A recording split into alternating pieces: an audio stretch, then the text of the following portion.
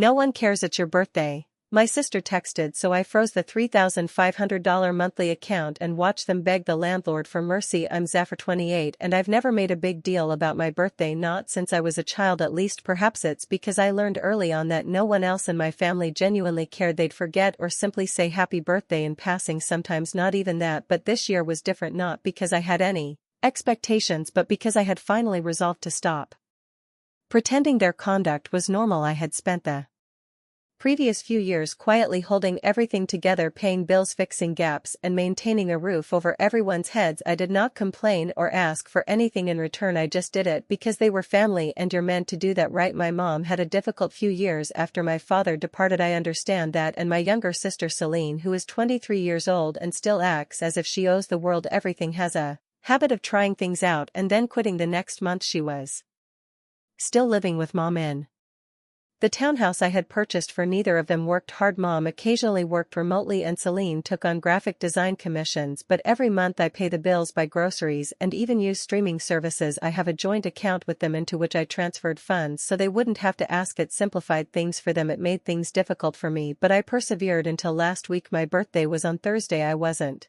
expecting balloons or anything, but it would have been great to receive a text, a call, or even a goofy gift in the family group chat. Instead, I awoke to silence. I went through alerts while sipping my coffee and noticed that the group chat was still active, but not for me. Celine had posted a photo of herself in a downtown cafe with the remark, "Self-care day with my fave person, me." A handful of pals reacted. I ignored it. Around midday, I checked again, still nothing, not a single happy birthday. I attempted to ignore the fact that I had been receiving work calls all day. Around 4 p.m. Celine said this in the chat: "Stop acting like anyone cares if it's your birthday." And my mother gave it a thumbs up. I stared at it for a full minute, believing they were joking, but there was no setup or inside joke, just that "no, just kidding," and no follow-up, just radio silence. I didn't respond. I did not get angry. I didn't even feel surprised, just numb and somehow tranquil. My fingers tapped idly on the ceramic mug in my hand and I realized something. I had made things far too easy for them. They didn't simply take me for granted. They honestly believed they deserved whatever I offered them, and they clearly did not regard me not as a family member but even as an individual. I had been regarded like a utility, like an ATM with no opinions, no boundaries, and certainly no birthday. I stood up, grabbed my coat and drove directly to the bank. It was silent inside. Yara, the branch manager, knew me because I had helped her son secure an internship the previous year. She always recalled that. I explained my request: freeze the card, remove my name from the shared account, and flag all future transactions for approval. She nodded, didn't ask too many questions, and simply guided me through it one calm step at a time. I left the bank an hour later carrying a folder of papers and a peculiar sense of calm in my chest, not necessarily relief but rather clarity. It was as if I had finally quit attempting to win a game I had never agreed to. Back home, I didn't text them, warn them, or hint at anything. I ordered sushi, put on a movie I had been intending to see, and laid back on my couch in silence. At 11:42 p.m. Celine sent another message to the group chat: "Elmo, why is the card declining?" Mom said, "Mine too. Is the app down?" Then Celine said, "I just tried at Kroger and it's not working like at all." Nonetheless, I said nothing. I closed the app and went to bed. The next morning began like any other until it didn't. My phone had 10 missed calls from my mother. Celine left 5 voicemails. The texts piled up like spam. "Mike, what is going on? Did you change something? Call me back. Are we locked out of the account? Why is the landlord here?" I blinked and scrolled slowly. The landlord apparently showed up at their home that morning to inquire about the rent because the autopay had bounced. I'd also camled that the same goes for the energy bill, water, and internet. I hadn't told them yet, but I was in the process of moving the lease to my new name. I didn't need them living in my house anymore. I even spoke with an attorney about how to lawfully evict a family member if they refused to go. It was not about vengeance, it was about setting limits, finding serenity, and finally saying enough. But I hadn't written back yet, not that day. Instead, I went to work, answered emails, made small conversation with coworkers who did remember my birthday, bless their souls, and left calls from Celine and my mother on voicemail. By the evening they were texting stuff like, "Are you okay? Please just let us know what's going on." But I wasn't in a hurry to explain. For once they were the ones who remained in the dark. For once they were scrambling. That weekend I received a text message from my cousin Sarah, the only family member who has ever made an effort to connect with me. She claimed Celine had posted something passive-aggressive on Instagram. Crazy how people change when you rely on them. And Mom had responded with a sad face emoji. Sarah inquired whether Everything was fine. I assured her I was fine and that I had finally drawn a line. I didn't expect her to say good. Honestly, they've been awful to you for years. You don't deserve that. Maybe it shouldn't have mattered so much, but it did. However, that was not the end of it. Monday morning began with a knock on my flat door. It wasn't the expected delivery. It was from Celine. Hood up, eyes swollen and arms crossed. "Can we talk?" she inquired, and for a moment I considered inviting her in. But then I remembered the text, the thumbs up, the groceries I'd paid for, the bills I'd covered, and the years of being treated as if I weren't there until they needed something, so I stepped out and closed the door behind me. She moved uncomfortably. "You froze everything?" I nodded. "Yeah, why?"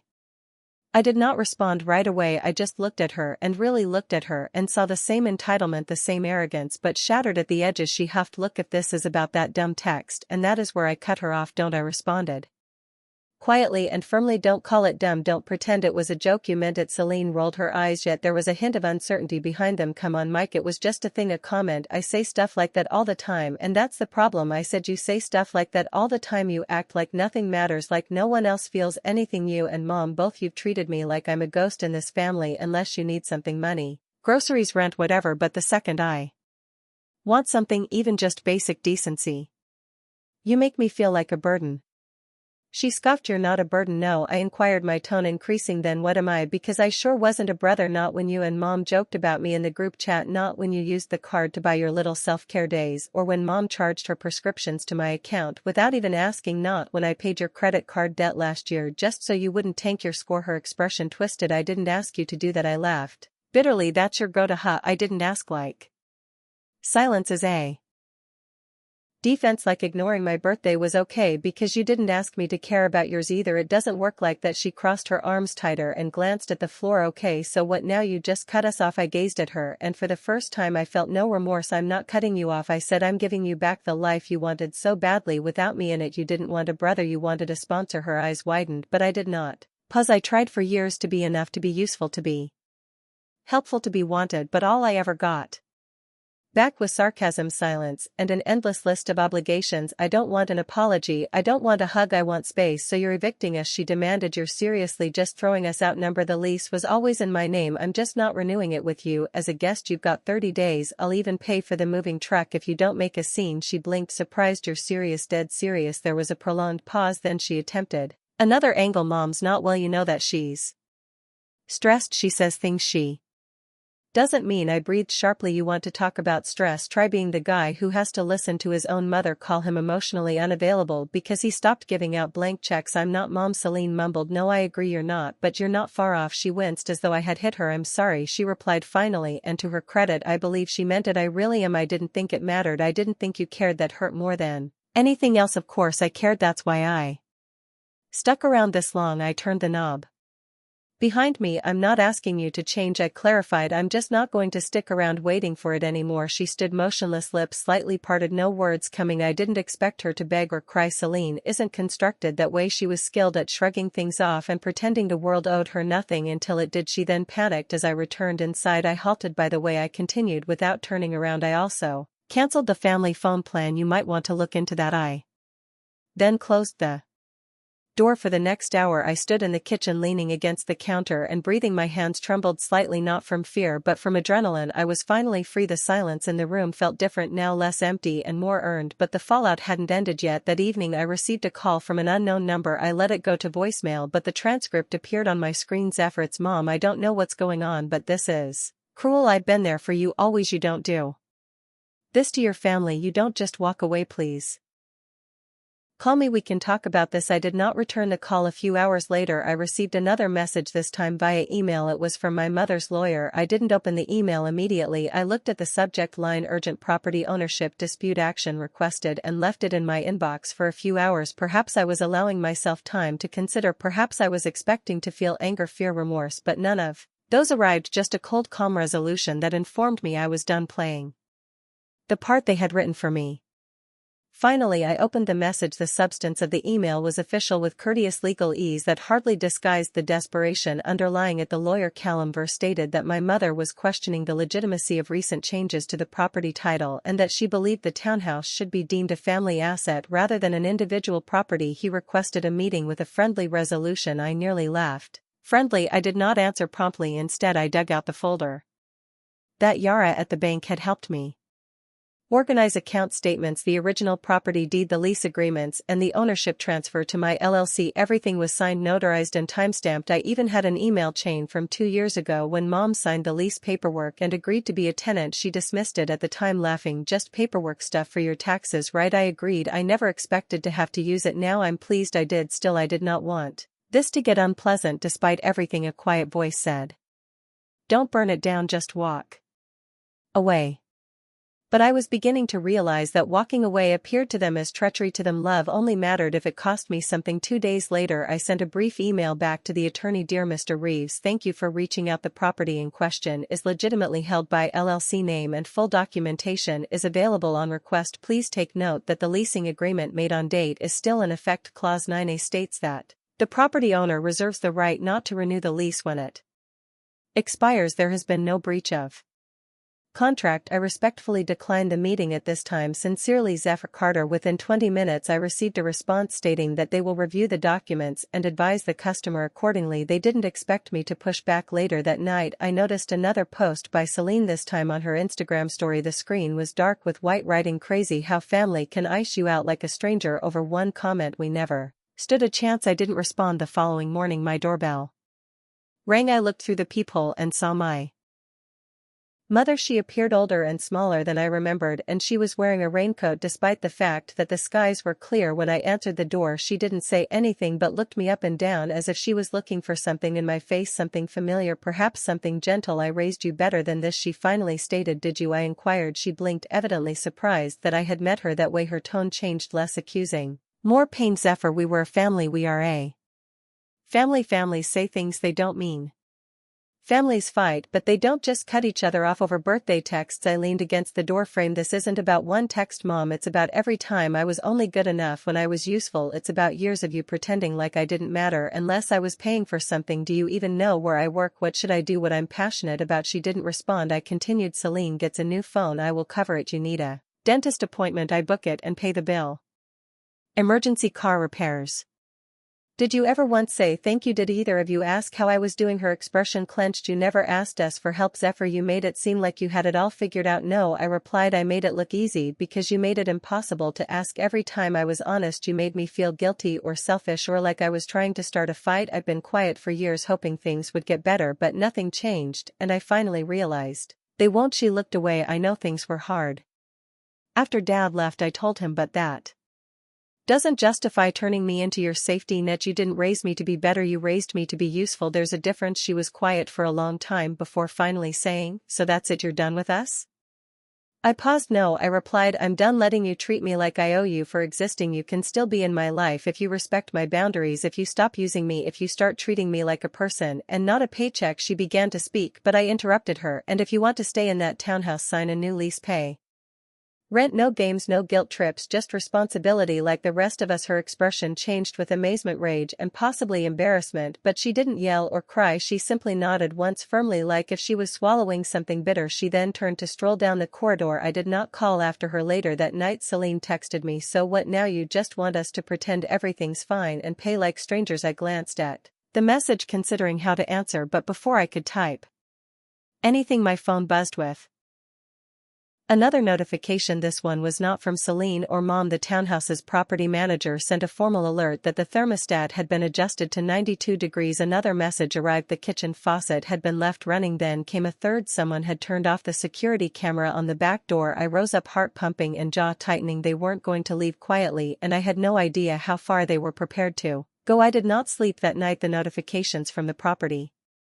manager app kept coming on, lights flickering on and off at weird hours, someone accidentally setting off the smoke alarm, and the garage door left open for hours. They were attempting to rattle me or perhaps just send a message. It was petty, passive-aggressive sabotage, but I had expected this. Celine and my mother disliked being told no, especially by me, especially not when it meant facing penalties at 2:14 a.m. And the security company called me. One of the water sensors in the basement had been activated. I asked them to turn off the water pipe remotely and sent someone to investigate. The technician arrived an hour later and confirmed that the utility sink had been left running and clogged, causing it to overflow intentionally. I sat there staring at the ceiling of my flat, watching the fan whirl in slow, pointless circles. This wasn't just revenge, it was a tantrum, a foolish, desperate attempt to push my hand make me feel guilty and bring me back into their orbit, because if they couldn't keep me under control through obligation, they'd attempt anarchy. By the morning I had a plan. I drove up to the townhouse unannounced. I parked 2 blocks away and traveled the remainder of the distance on foot. The area was calm. The house looked the same from the outside except for a pile of rubbish bags placed by the garage door, as if they'd made a point of dumping everything outside rather than using the bins. Typical. I stepped inside after using my copy to unlock the front door. The heat struck me quickly. They had left the thermostat set to 92 degrees as indicated by the notice. The air felt like soup. I moved through the house silently. The refrigerator was open and empty. The shelves were plastered with something sticky. A lone container of old milk lay on the top rack, posing a hazard. The TV in the living room was set to full volume and displayed a static screen. No one is home. I headed upstairs. Celine's room was devoid of most personal stuff with the exception of a few old garments thrown on the floor. Mom's room remained mostly unchanged, the closet half empty, drawers pushed out, and a bedside lamp knocked over. Someone had scribbled in red lipstick on the bathroom mirror, "I hope it was worth it." I stood there staring at the sentence, feeling nothing. There is no anger or regret, just an odd peaceful detachment, like if I were reading a message written by a stranger in a story I was no longer a part of. I spent the next hour recording everything. I photographed the water damage in the basement, the trash, the refrigerator, the mirror, the thermostat settings, and the deactivated security camera mount. I cataloged everything. I submitted it to my lawyer with a brief message: the damage appears to be deliberate. Proceed with the legal eviction and refund claims. By midday they had been officially served. The paperwork was delivered to Mom's temporary address, which I had obtained from a previous medical issue she had requested my assistance with, as well as Celine's P.box, which she used for freelance work. The documents allowed them 7 days to respond. If they didn't, the case would go straight to court. If they did, they'd have a very difficult time explaining all of the documents and tampering to the judge. That night I received a text from Celine: "Why you really want to humiliate us in court? This is so petty." I did not respond. A few hours later Mom also sent one: "You didn't have to go this far. You wanted this. You wanted to punish us. Well, I hope you're happy, and you know what I was, but not for the reasons they expected." I was not thrilled that they were struggling. I was not bragging about the harm. I did not feel victorious. I felt free. The week passed quickly. I delegated the problem to my lawyer and kept out of it. He kept me updated every few days. Celine tried to launch a countersuit, but it was dismissed. Mom sought to claim mental anguish, but the judge requested evidence which she did not have. The matter was resolved quickly and quietly, most likely because they recognized I wasn't bluffing and didn't want me to drag every screenshot, voicemail and payment record into court. By the end of the month they were gone. The townhouse was now officially back in my name. I hired a cleaning crew, changed the locks, and had the space professionally fixed. The water damage wasn't as severe as I had feared, but the cleanup price was still high, just around $5,000. Still, I saw it as a compromise for peace. I never heard from either of them. No apologies, no messages, and no half-hearted attempts to reconcile, just silence, and I was fine with it. It has been 6 months now. The house is rented to a young couple who truly express gratitude when I fix something. They painted the property themselves, placed plants on the balcony, and paid their rent on time. I check in with them every few weeks, and every time I step through the front door it feels like a ghost has been exorcised. A common contact informed me that Celine had moved in with some acquaintances. Mom lives with a distant cousin in another state. Apparently they are both telling others that I lost it and kicked them out due to a misunderstanding, that I was never particularly stable. Fine, allow them to express what they want. I'm not attempting to change their interpretation of the story. I'm simply finished living in it. Last month I celebrated my birthday quietly, simply and peacefully. I took the day off from work, treated myself to a wonderful meal, went along the lake, and shut off my phone. No expectations, no guilt, it's just space. And for the first time in years I wasn't waiting for someone to recognize me. I recalled myself. That was more than enough.